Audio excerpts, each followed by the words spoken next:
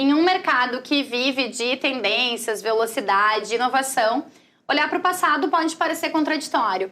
Mas e se a história de uma empresa for justamente um dos seus ativos mais valiosos? Mais do que preservar documentos, a memória empresarial ajuda a construir identidade, cultura e conexão com as pessoas. Se, como eu, vocês também nunca tinham olhado para isso, então não sai daí.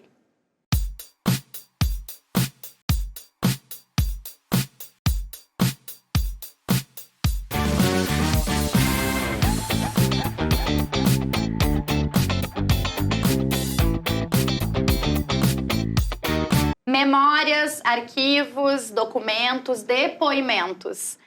Isso pode ser muito mais interessante do ponto de vista de comunicação do que parece.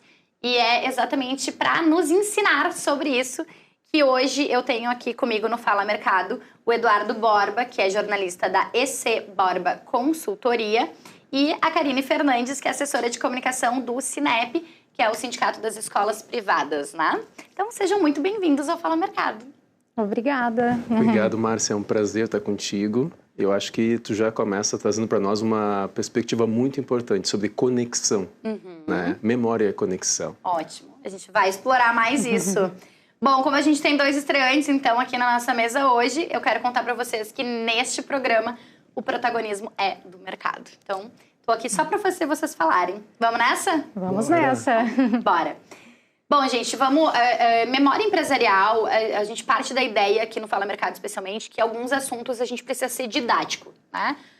Não é um assunto que está na mesa, no dia a dia da nossa comunicação ainda, né? As pessoas olham para a memória empresarial, normalmente, assim... Tô eu aqui conjecturando, vocês, por favor, fiquem à vontade se eu estiver errado. Mas, assim, olham para a memória empresarial em datas festivas, em momentos específicos... Quando alguém provoca, não é uma coisa ainda naturalizada nas marcas, nas equipes, enfim. Então, na visão de vocês, eu queria começar entendendo assim, quando que essa memória empresarial, quando que ela deixou de ser apenas arquivo, vamos deixar para registros, para a posteridade, e passou a ser entendida como uma estratégia de comunicação? Quem começa? Posso começar? Vamos lá. Sim. Tá. Acho que memória ela é algo que se tornou um objeto de comunicação a partir dos anos 20, 30, lá nos Estados Unidos. Uau. Né? Quando as primeiras empresas começaram a documentar o que os grandes empresários faziam para registrar qual é o seu segredo do sucesso. Mas isso levou um tempo até chegar no Brasil. Até porque nós não vivíamos uma fase de industrialização muito forte, que ela foi se desenvolvendo ao longo de meados do século XX. E aí, pelos anos 70, mais ou menos, ela se tornou objeto de pesquisa. Então, começar a estudar, contar histórias de empresas é algo recente aqui no Brasil. A gente pode dizer que tem menos de 50 anos. E de uma forma mais consistente, eu diria que isso é mais do final do século XX para cá. E por que contar essas histórias, né? Para gerar conexão, como tu havias falado antes. Como é que a gente sabe quando iniciou um trabalho, quando iniciou uma empresa, qual é a história daquele empresário, daquela empresária, daquela escola centenária, de onde veio essa cultura, né? Então, memória é uma forma de tu construir relacionamento e valorizar para que outras gerações possam entender como se chegou até aqui e projetar novos cenários. Né? Então, quando a gente fala de educação, a gente também lembra muito das escolas. E o nosso estado aqui, o Rio Grande do Sul, ele é famoso por ter escolas cinquentenárias, centenárias e até bicentenárias, né, Karine? Exatamente. Eu até vou, antes de passar a palavra para a Karine, quando eu estava na faculdade ainda, eu não lembro exatamente qual era a cadeira e qual era o produto final, se era um documentário, não lembro exatamente, tá? Mas a gente fez o aniversário, o produto final do nosso grupo ali, da faculdade, foi um aniversário, eu acho que era cinquentenário, de uma escola aqui de Porto Alegre, assim. Lembro que foi a escola Morialdo, e a gente teve, inclusive, uma entrevista com o Caco Barcelos, que estudou nessa escola. Ele é egresso de lá, então foi bem legal, assim. Então falou agora, realmente, assim, a gente tem escolas com histórias muito legais aqui em Porto Alegre, E que dão aí um belo de um acervo, né, Karine? Sem dúvida, sem dúvida. Eu falo desse mercado, né? No sindicato nós vivemos muito a memória junto com as instituições. Isso que o Edu trouxe, nós temos do nosso universo de associados, 70% tem mais de 50 anos. Uau! Então, é um mercado que realmente respira memória. E aí, ao contrário, talvez de alguns movimentos recentes de empresas que estão agora, né, despertando para trazer a memória, a gente vem do mercado em que isso já é trabalhado há bastante tempo, porque são muitas histórias ali, né? Pensa, nós temos uma escola com 200 anos esse ano, que é o Instituto Rio Branco de São Leopoldo. Uau! Está comemorando 200 anos, então quanta história tem vivida ali, né? De geração a geração que estudou, neto, bisneto, né? Começou com o professor, aí foi a família, né? Enfim, construindo essa memória. E no universo da educação as possibilidades são muitas, como tu comentaste, de trazer um ex-aluno, né? A gente vê muito isso, algumas escolas fazendo campanhas para trazer um pouquinho de quem passou pela escola, de quem foi, né? Quem eles formaram ao longo dessas décadas, né? E é algo muito presente, mas entendemos que sempre tem onde ampliar, né? Ainda temos, sim, algumas instituições que estão mais vinculadas a jantares, a festividades para marcar a data, né? A gente entende que há um campo muito aberto aí para explorar e contar essas histórias, que faz parte da identidade delas e constrói, né, quem elas são hoje. Eu acho que a comunidade em si precisa saber dessas histórias, né? E é interessante porque a gente sempre fala que aqui em qualquer lugar a gente defende, né? Nós jornalistas estudamos para quê? Para contar histórias, gente. Exatamente. E a Karine trouxe uma coisa que ela ficou falando e eu fiquei pensando, gente, escola e memória tem tudo a ver. Sim. Porque as escolas, elas estão na vida do ser humano num lugar de memória afetiva muito forte, né? Pode ser, inclusive, traumas, enfim, claro que tem uma parte B ali, né? Que, enfim, precisa ser respeitada. Mas ela carrega ali os nossos primeiros amigos, os nossos primeiros aprendizados, os ambientes lúdicos. Então, eu acho muito interessante. E uma coisa interessante também que a Karine trouxe, ela falou sobre famílias, né? Vai passando. Gente, a escola que eu estudei em muitas, tá? Assim, e não fui convidada a me retirar de nenhuma, vou deixar muito claro. Poderia, talvez. Não fui. Mas assim, eu estudei, uma das escolas que eu estudei mais tempo, agora a Karine falou e eu lembrei, a minha avó foi secretária. A minha tia é até hoje a secretária. Olha que bacana. Todos os primos, no caso, a minha geração estudou lá, todos nós estudamos lá. Então, realmente, olha que história para ser contada, ela né? Tá realmente, assim, essa escola... talvez hoje em dia, por uma questão geográfica, os nossos filhos, ou seja, né, a quarta geração que poderia frequentar essa escola não está, por uma questão geográfica, porque a gente meio que se espalhou. Mas, realmente, assim, são... E é isso, o jornalismo e a comunicação é isso, é para contar histórias e memórias, assim, né? Realmente muito, muito legal. Acho que esse vai ser um episódio meio nostálgico aqui, gente. Você fala de memória, né? Verdade. Gente, quando a gente pensou em fazer esse episódio, isso, claro, gera também um olhar para dentro, né? E a primeira coisa que eu pensei, até a gente comentou, né, lá com a produção, a gente falava assim, gente... A gente tem 27 anos enquanto Coletiva.net, no caso o portal, né? E a nossa memória tá meio perdida, assim, né? No sentido de muito no feeling, assim, todo mundo sabe a história, enfim. Mas, assim, como que se transforma, então, documentos, fotos, registros antigos? Por exemplo, eu tenho hoje, eu vou falar da minha experiência, tá? Eu tenho aí a empresa tem 27 anos, eu tenho 10 na gestão.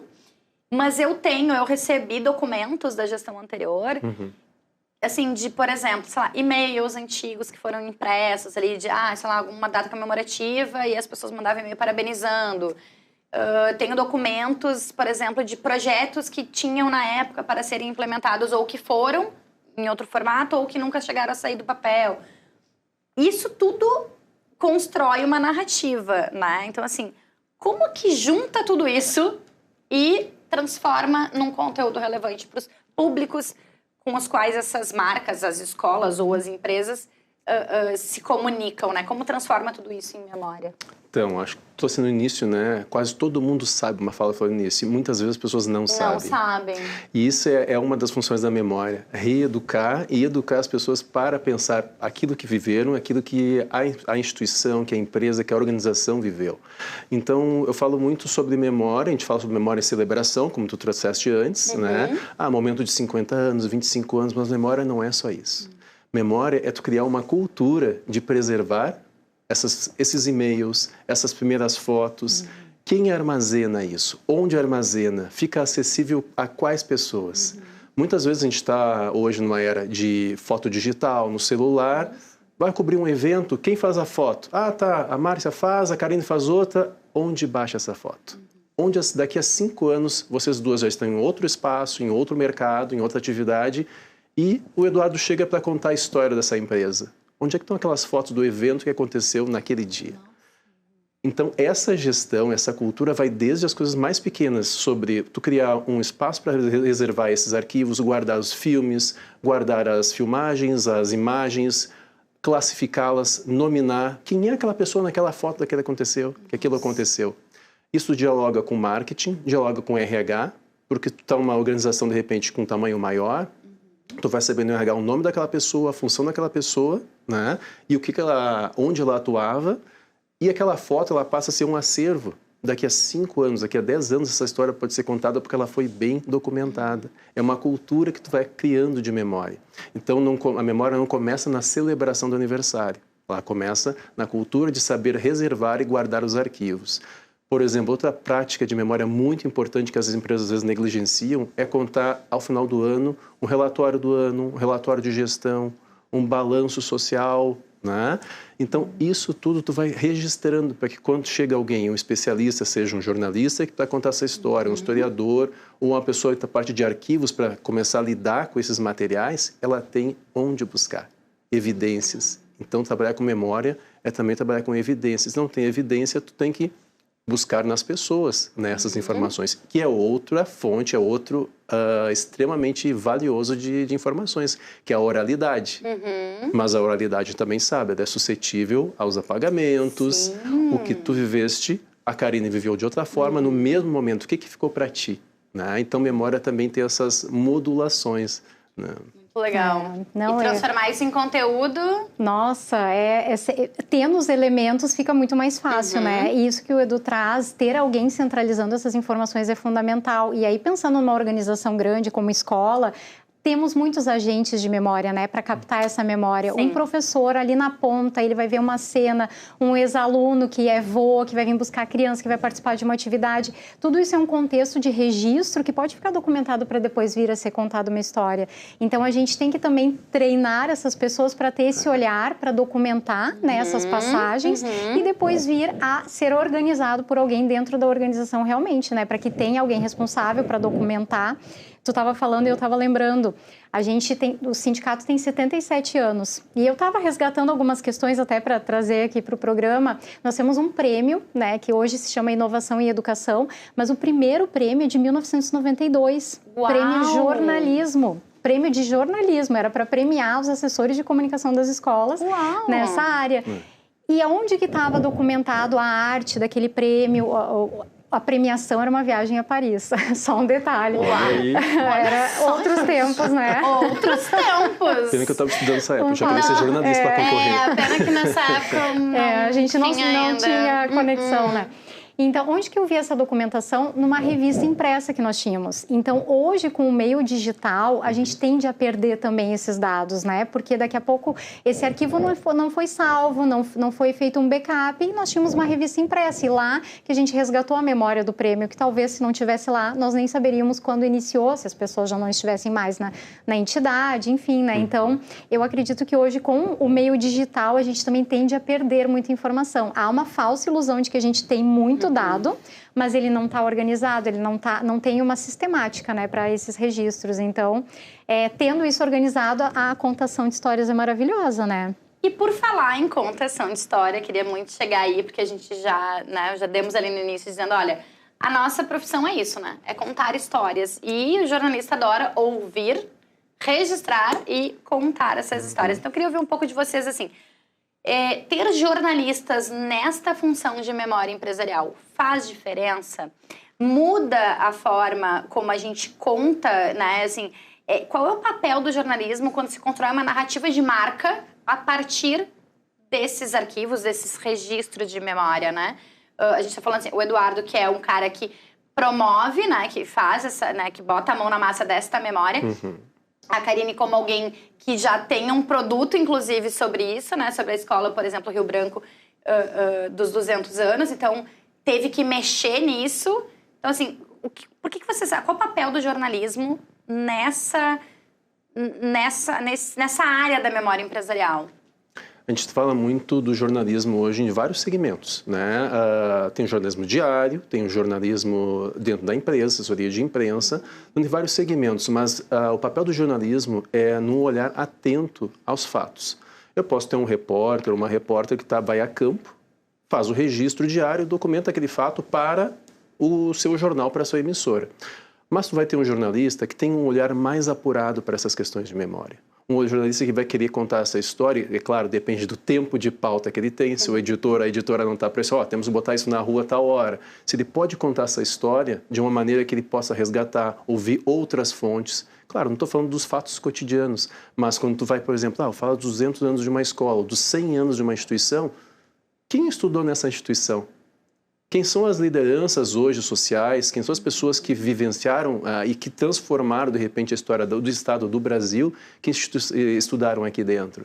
Então, quando o jornalista tem esse olhar apurado, e isso eu digo que tem muito a ver com maturidade de trabalho, ele começa a construir também memória, né? Uma reportagem de fôlego, ela é um produto de memória, porque ela tem várias escutas, ela tem várias fontes. Então, ela busca em fontes documentais, busca em vozes que viveram aquela situação antes, aquilo que pode contar uma história que retém o leitor, né? Não é... A gente falou no início das questões da velocidade, dos vídeos curtos, mas isso tudo precisa ter uma base, né? De onde vêm essas histórias? A gente não está só em fragmentos, a gente está em histórias que tenham consistência, né?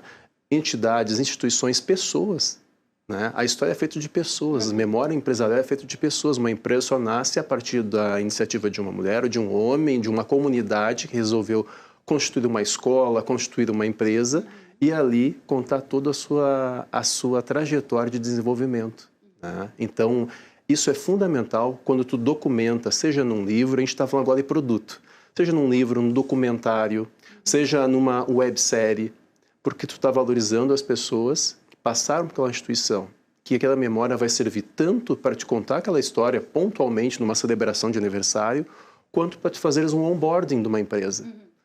Esses dias eu conversava com uma amiga que ela entrou numa empresa que tem mais de 30, 40 anos de mercado e ela não teve um histórico dessa empresa quando ela entrou. Ela entrou para a questão técnica. Eu disse, mas tua empresa tem um tempo bem bom de mercado. Pois é, eu não sei nada dessa história.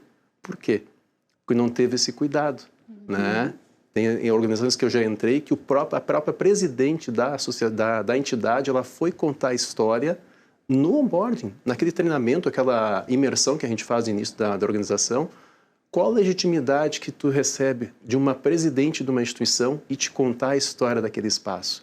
Eu estou entrando aqui, tem propósito, eu sei por que eu estou trabalhando aqui. Se a presidente parou o que ela está fazendo para vir me contar a história da instituição, para ela importa que eu entenda onde eu estou e por que eu estou. Claro. Né? Claro. Então, tem muito disso. Né? E é muito interessante porque tu vai falando, Edu, e eu tô pensando assim, poxa, esse é um trabalho que poderia ser feito por historiadores, por pesquisadores, por técnicos de TI, né? Por toda a questão da digitalização.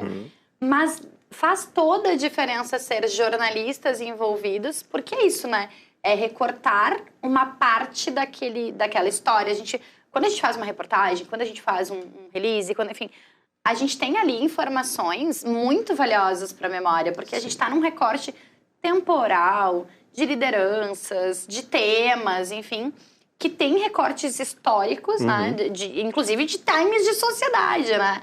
Então, ter um jornalista neste comando Faz toda a diferença. Sim, e a gente vê isso no sindicato. Nós temos, todo ano a gente homenageia instituições jubilares, que a gente chama. Quem completa 50, 75, 100, 125, 150 e assim vai.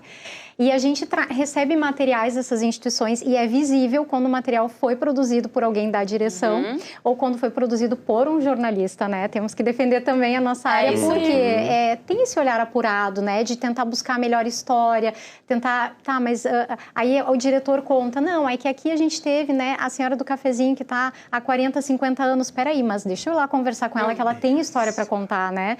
E é diferente daquele texto engessado que vai contar... O olhar é outro, né? É uma cronologia, simplesmente. Tal data nós fundamos, tal data ampliou a escola. É uma história dura, eu diria assim, né? E o jornalista, ele vai trazer essa história afetiva, essa história emocional que vai conectar com o público. Então, creio assim que é fundamental mesmo, né? A gente ter esses profissionais para fazer essa curadoria do conteúdo. A gente conta histórias com alma, né? Exato, e a melhor história, como a Karine falou, ela pode não estar na diretora que de repente assumiu aquele posto há 5 anos, ou há 6 anos, mas vai estar naquela senhora que está trabalhando lá há 30 anos. Com certeza. Né? Sem dúvida. Fiz um trabalho de campo documentando o impacto das enchentes nas escolas estaduais aqui do Rio Grande do Sul. Uau! Então, sobre memória, não é só falar de celebração, é também falar de superação. Né? Então, nesse trabalho, a gente fala muito sobre como a comunidade foi afetada, mas qual era a história daquela escola, quem eram as pessoas a serem escutadas. E, claro, normalmente são colocados ali pelo cliente as direções das escolas, né? E alguns coordenadores. Mas quando tu vai a campo, tu começa a ouvir aquela senhora que está há 35 anos trabalhando de merendeira. O sentimento que ela tem sobre aquele espaço, sobre aquele acontecimento, o afeto que ela tem sobre aquele espaço é muito grande. E é uma história que a gente não pode negligenciar. Sim, sim. Né? Então, a tendência, muitas vezes, como a Karine disse, se a história é um lado oficial, né, quando apenas o gestor olha aquela forma de contar, ele pode apagar algumas coisas que o jornalista enxerga como essenciais. Instituições, por exemplo, teve uma grande instituição e uma greve impactou o funcionamento. Tu pode optar por apagar, ou o jornalista vai dizer, bom, essa greve foi essencial para que novas conquistas foram obtidas e hoje essa instituição é uma das mais respeitadas, ela está num Great Place to Work, porque ela conseguiu enxergar daquela situação adversa uma oportunidade de melhorar. Então, memória, claro, também é apagamento, né? Acontece, isso é normal, mas quanto mais fidedigno tu for nessa narrativa, mais tu vai aderir ao público e mais leitores, mais espectadores vão entender essa história como algo que se identifica.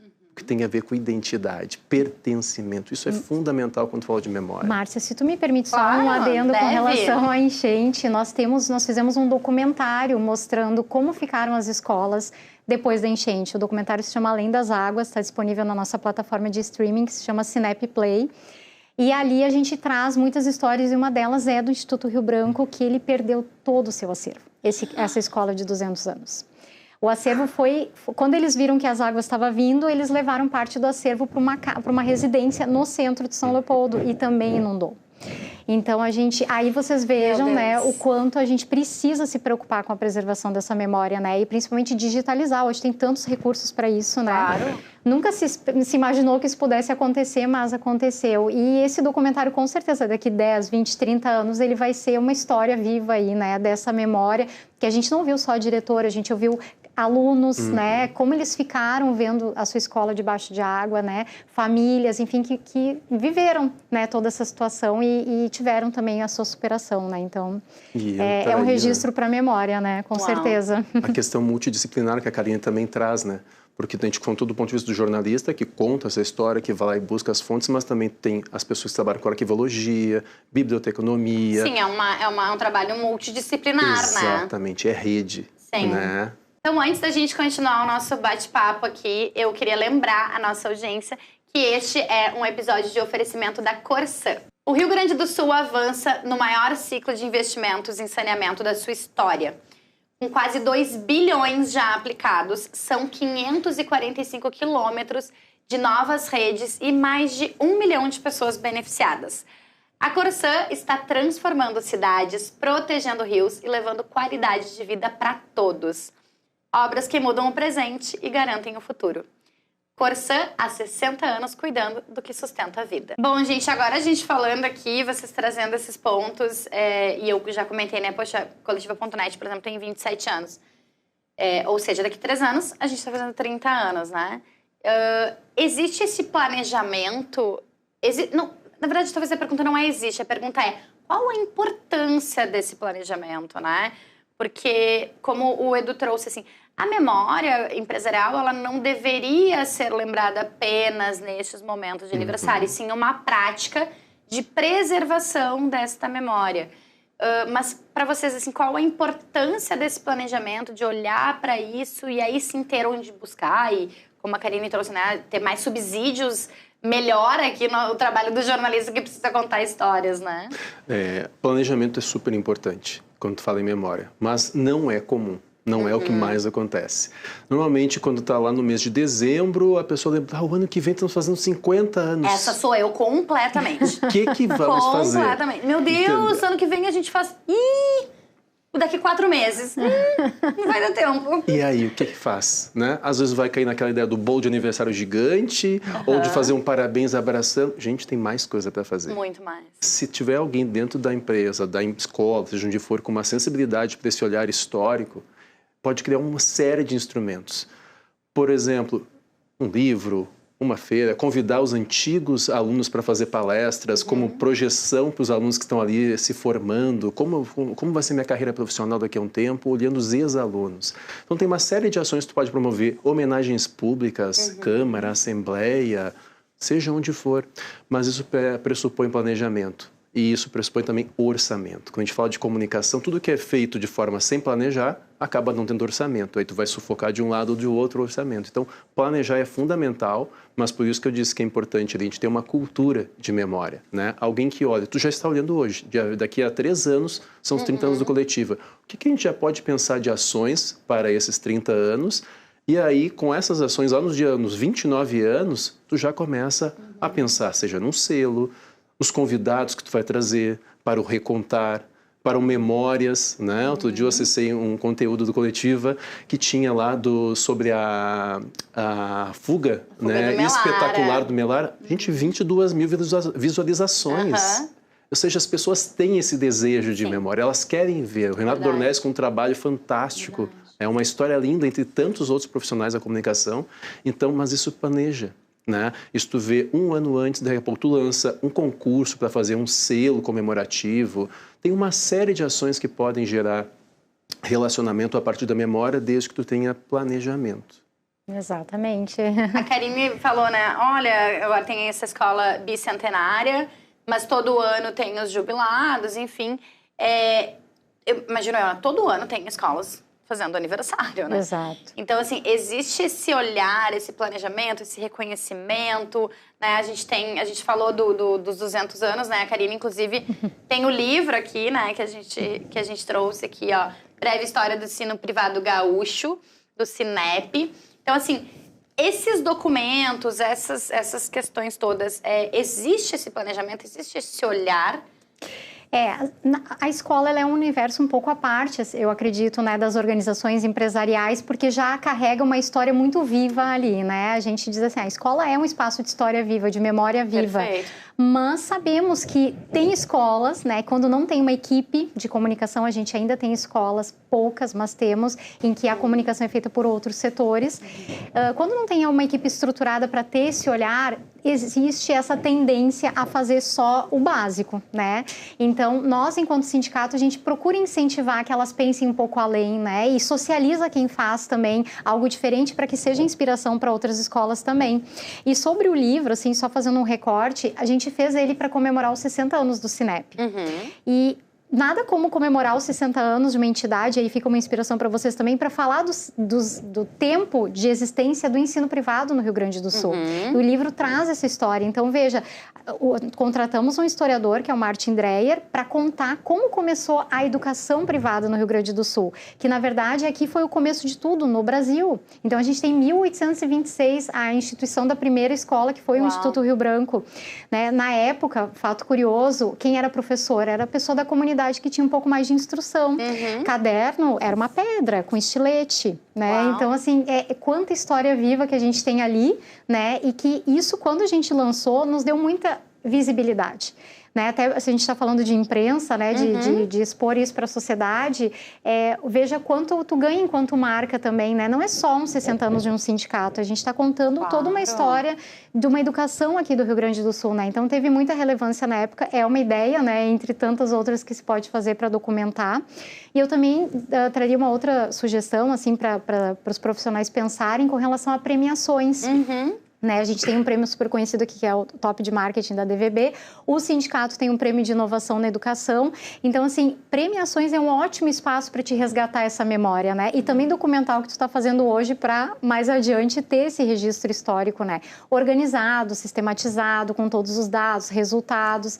Então, eu acredito, assim, que premiações também é uma área que merece ser olhada com carinho pelas organizações. E é uma forma de registro histórico ali, né? É uma forma de agora, a gente falamos ali em prêmios, eu fiquei pensando, gente, realmente, se eu lembrar assim, atrás da minha mesa tem ali uma prateleira, tem uns troféus, umas coisas. Gente, isso realmente, poxa. E aí tu começa a olhar os troféus, inclusive tu começa a pensar, isso aqui aconteceu, eu lembro desse dia, quem estava comigo, quem me entregou, qual era o contexto. Então, gente, vocês falando aqui, eu fico pensando que tudo está ligado à memória, Com certeza, né? tu pensa, o troféu, ele é o fim de uma jornada. É o ápice de um ele é o reconhecimento perfeito. De um trabalho, um projeto, enfim, né? De uma iniciativa. E foi perfeito, aproveitando o gancho que a Karine trouxe com o livro, e o planejamento que tu trouxe no início dessa pergunta, até vou provocar a Karine. Quanto tempo esse livro levou para ser feito, Karine? Ótima pergunta. Eu adoro entrevistar jornalistas porque eles me ajudam na condução do programa. Tem que cuidar só para eles não falarem a mais e fazer as perguntas por ti. Não vou deixar, Karine. Falar mais do que eu? Olha que tem que... Tem que ir além, né? Tem. Nós começamos 3 anos antes. E isso que a gente contou com um historiador, né? Para recuperar toda essa história. Pode. Tá, também. E a gente... E assim, o sindicato, a gente aprendeu muito com esse livro também, porque a gente também tinha um déficit muito grande de registros históricos. Imagina. Né? Com 77 anos, o início, né? Como eu falei antes, a gente tem muito na revista impressa. Ali tem as fotos de como o sindicato foi fundado, enfim, algumas coisas mais históricas, mas fora isso, era muito pouco registro. Então, esse historiador, ele nos ajudou também a organizar a nossa memória, né? Para que a gente pudesse relembrar um pouquinho desses 77 anos, mas são 3 anos antes, é isso que o Edu falou antes, né? A gente precisa de um tempo de planejamento, é bastante tempo. E eu acho que mais do que tempo, precisa de uma postura, né? Precisa de uma cultura ali dentro, de já quase um hábito ali, né? Já ter processos definidos para isso. A gente tá quase se encaminhando para o final aqui, mas lembrei de uma coisa importante também, gente, que é assim... a gente falou de enchentes aqui, né? A gente tem outro recorte que a gente sempre fala muito, pandemia, né? Que impactou muito os nossos cenários, as empresas, as escolas, especialmente também. Existe o risco, quando se fala de memória empresarial como um comportamento, como uma cultura dentro das empresas, das marcas, de preservar apenas aquilo que é bom, né? Apenas aquilo que é bonito de se contar. Porque é uma narrativa, né? Porque o jornalista que está trabalhando para uma marca, né? Ele está ali como a gente diz, é o jornalismo direto da fonte, né? Como que se lida com isso de forma ética, assim, né? Qual o limite, assim, de não esconder as coisas que realmente aconteceram ruins, enfim, tá preservado na memória. Mas, claro, enaltecendo o que precisa ser enaltecido dentro desta marca, assim. Mas existe esse risco, né? Existe, mas a gente vive hoje uma era de amplo acesso à informação. Então, cabe muito do jornalista que vai conversar, quando é contratado para fazer um trabalho com uma empresa, esclarecer para o contratante, para a empresa, para a escola, seja o que for, que aquilo que for omitido, de repente, numa versão, entre aspas, oficial, ele pode ser localizado por um aluno, por uma mãe, por uma professora. Então, entender que as adversidades que ocorreram ao longo da história dessa empresa, dessa escola, também formam a sua memória. Elas constroem. né? Não é omitir esses fatos que vai fazer com que a história tenha menos brilho. Não, ela pode ter mais brilho justamente porque essa capacidade de resiliência, de sobreviver, de se reinventar às situações adversas, ela é uma maneira de mostrar mais humanidade. Entendeu? Então, isso é uma...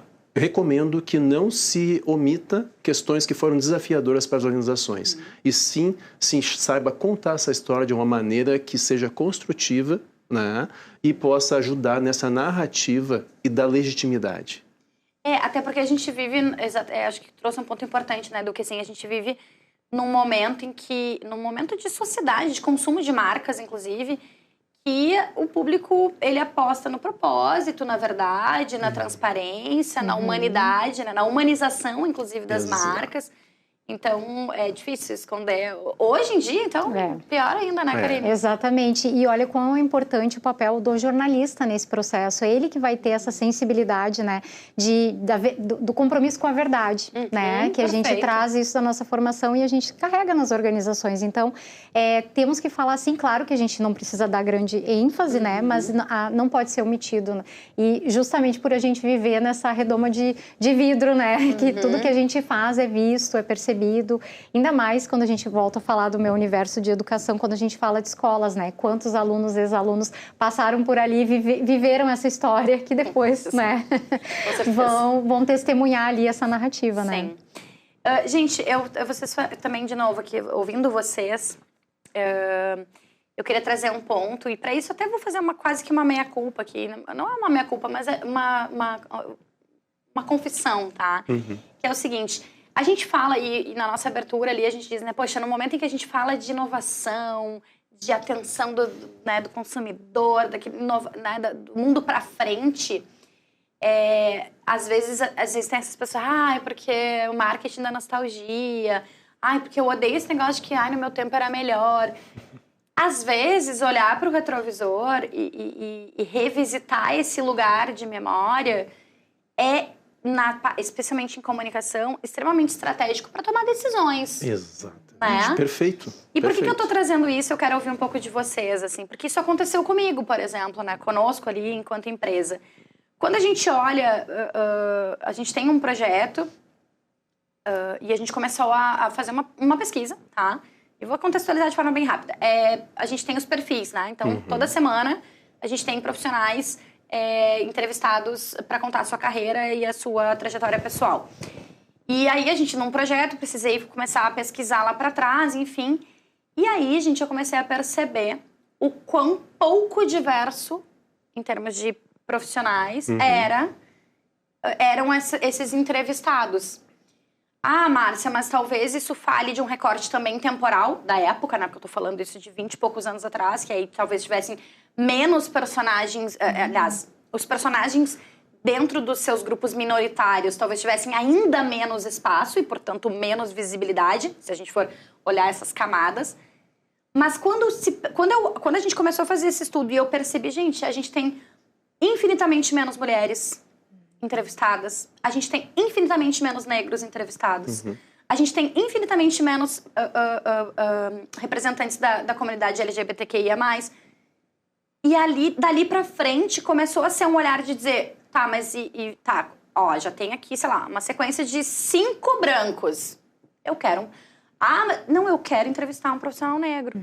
A gente tá aqui numa sequência de 2, 3 homens. Ou fizemos uma temporada de um programa de 10 episódios.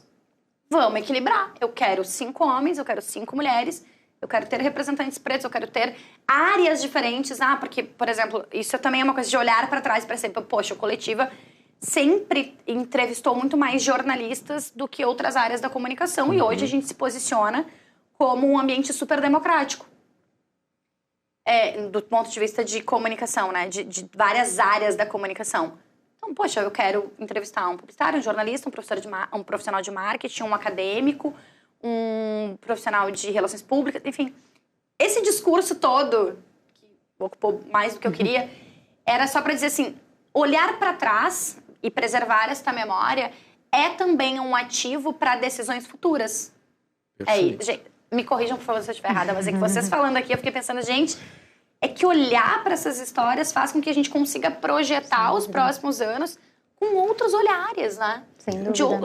Com outro, enfim. Tu traz um gancho Falem perfeito, vocês, por favor. né? Porque eu poderia ficar discursando.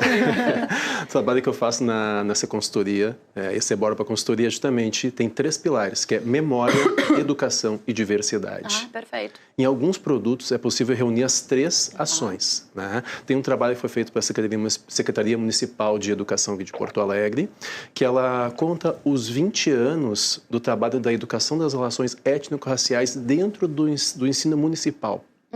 Era uma história que estava oculta, porque ela não aparecia nas narrativas. E uma gestora dentro do espaço que é dedicado à educação das relações étnico-raciais, que é uma lei de lá de 2003, ela disse, não, nós precisamos documentar essa história.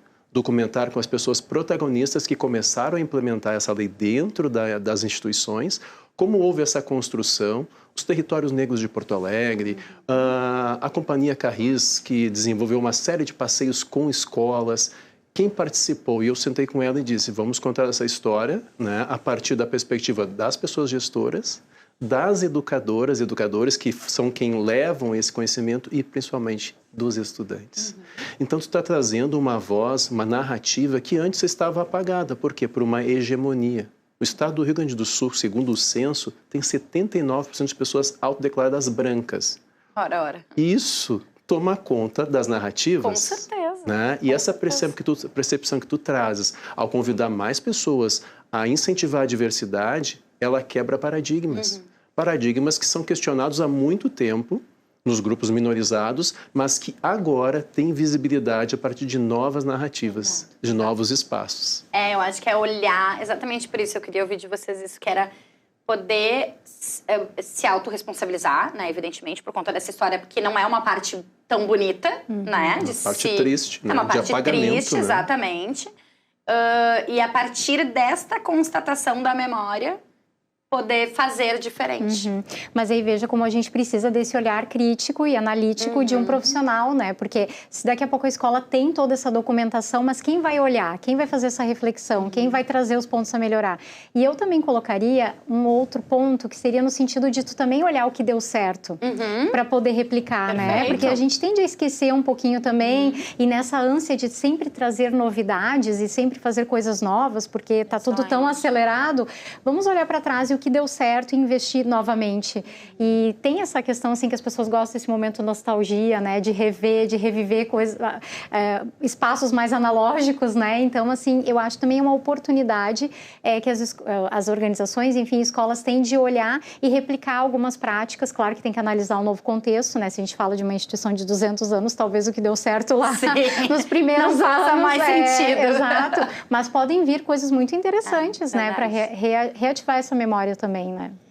Bom, gente, infelizmente nosso tempo acabou. Eu queria poder explorar um pouco mais isso, mas acho interessantíssimo esse programa, esse episódio, para a gente poder admitir que a gente olha para o passado, inclusive para projetar o futuro, para entender o presente e projetar o futuro, né? Acho que é isso. Acho que o jornalista tem esse papel, né? Nós, comunicadores, temos esse papel de registrar a história que se passou, poder analisar o que ela reflete no presente e tentar mudar o futuro através da memória empresarial, institucional, enfim, que seja realmente uma prática, né? O que a gente, como eu falei no início, se assim como eu, vocês nunca tinham olhado para isso, então fiquem comigo porque eu sabia que ia ser essa aula de olhar e dizer, gente, por que não? Né? Então, muito obrigada, Eduardo, Legal. Muito obrigada, Karine. Obrigada. E para vocês que ficaram com a gente até aqui, muito obrigada pela audiência, pela companhia, pela paciência. Lembrando sempre os nossos pedidos finais. Curte, comenta, compartilha, te inscreve no canal e ativa o sininho do YouTube para ele te avisar sempre que tiver conteúdo novo. E aqui no Fala Mercado sempre tem. Eu te espero semana que vem. Tchau, tchau.